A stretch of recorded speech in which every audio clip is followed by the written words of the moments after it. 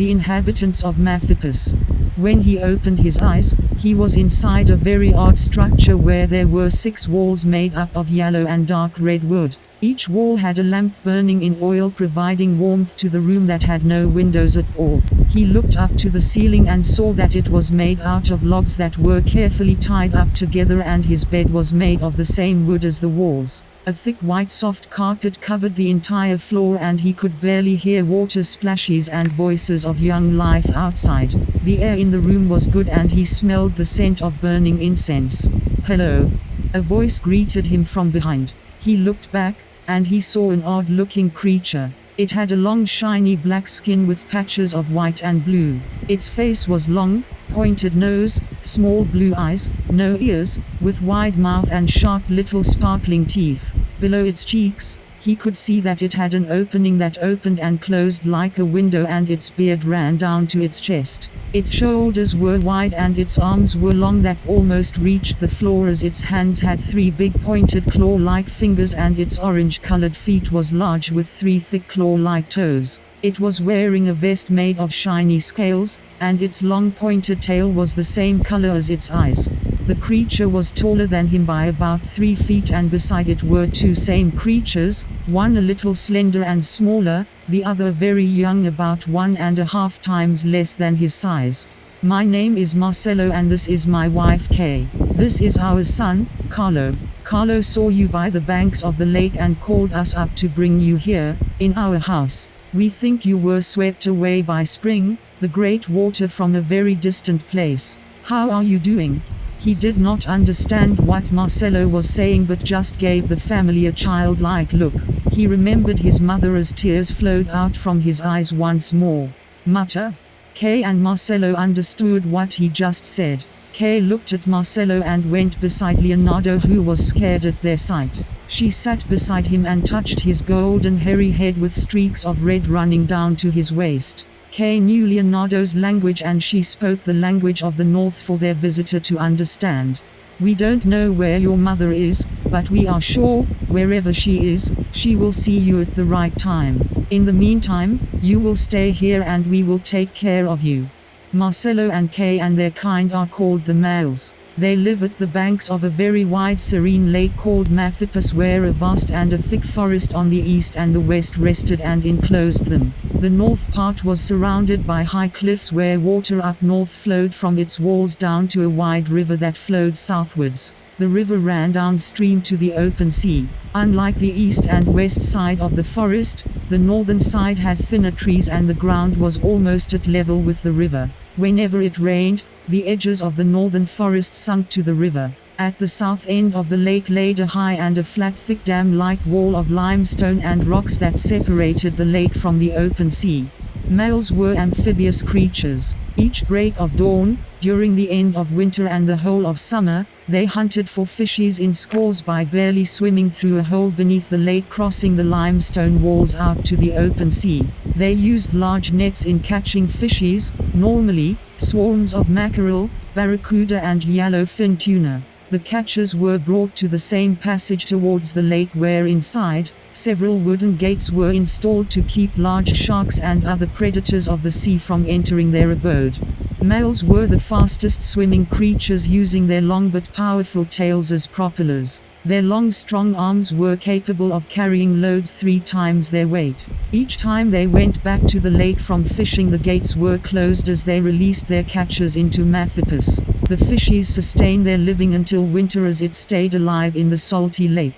Since their bodies were much more designed for water, males could not live long in dry and humid lands. When exposed to too much heat, their blood pressure rose, making their internal organs fail. Their skin cracked like a barren hot land, and without water or rain or dampness they could die from aneurysm or heart failure. During winter, they swarmed the forest to cut trees and collect fallen logs that they piled to dry in summer and used them to build houses, furniture, and in replacing the high walls enclosing the east and west side of their forests. The fortresses separated them from other kinds in the east and the west. Males were naturally good craftsmen who could build fine structures made out of wood from houses, storage spaces, underground tunnels, and fine carvings. Their long pointed tails served like their hands and feet that could curl around branches of trees. They could move from one tree to another with ease, and aside from swimming or using their tails in hopping, they also used this as a whip to defend themselves against wild animals that they frequently encountered inside their forests. Males were good musicians who could create beautiful melodies by blowing any leaf from the trees, and their music blended with the sounds of the forest. They harvested hsi, a leaf from a rare kind of a tree with fork-like branches that they grew in their forest. They made wine from it in their large winery underneath the lake. The harvests were collected and dropped to a deep pit where inside were waiting box-like wooden carts that rolled, passing through their large square wooden tunnels below. Once full, the carts were pushed towards a wooden passage and stored in several rooms for a few months. The temperature and pressure in the storage rooms made the leaves expand in time. The leaves were then transferred into a room where strong wooden smooth square-like compactors squeezed out its juice. The liquid flowed through thin hollow wooden pipes to a large bean where it was filtered by several layers of very thin smooth wooden sheets with pin-like holes. Gravity funneled the liquid into several lines of furrows to the barrels. The barrels were sealed and rolled over in a short passage into several storage rooms. After a week the juice became a very fine wine. The aged barrels were then collected and released out from the lakeig and aggregated on the surface for distribution and consumption. Each day, males could consume at least 20 barrels of wine. Underneath the lake were secret dungeons and large passages. Some led to the tombs of the males, to the chamber of the elders, to their armory and to the quarters of the Malservius, a kind that they coexisted in Mathipus. Males buried their dead under the large lakeig where most died of natural causes and a few, of unknown causes or slain by wild animals. Males who left the village and did not return after 28 days were considered dead, and their valuables and belongings or any memory were buried in the special tombs for the lost. Those missing were several hundreds more than the dead ones, since they lived in Mathipus. By nature, males were very adventurous kinds who wandered far out from their abodes, crossing different lands, rivers and forests. However, since they left their place in the north, their adventurous spirits were contained as they were forbidden to go beyond their fortresses. The males' forests were wide, and in the middle of it was a vast rain forest where wild animals, large serpents, and beasts wandered. At the edges of the rain forest in the east ran a great river. On the other side of it were the woods leading to a rocky hill where their east fortress lay. Only those who worked at the fortresses were allowed to go to the hills. From the lake, the hills on the east side could take 3 days for a mile to reach. Malservius were from a different race who followed the order of the elders, composed of males and Malservius, to protect their world. A Malservia protected each passageway under the lakeig, and it was much bigger than an average male, with round rough faces, grey sharp eyes, large mouth, and big bulky bodies. Unlike the males, they had no tails. Their black scaly feet and limbs resembled that of a bull. They had no gender, and most of them had only one hand, their right. They populated bizarrely. Whenever they wanted to grow in numbers, those with both hands cut their left arm from the wrist and buried it under the mud. During full moons, the hand grew into a full Malservia whose face and physical features were exactly the same as the hand owner, but just younger.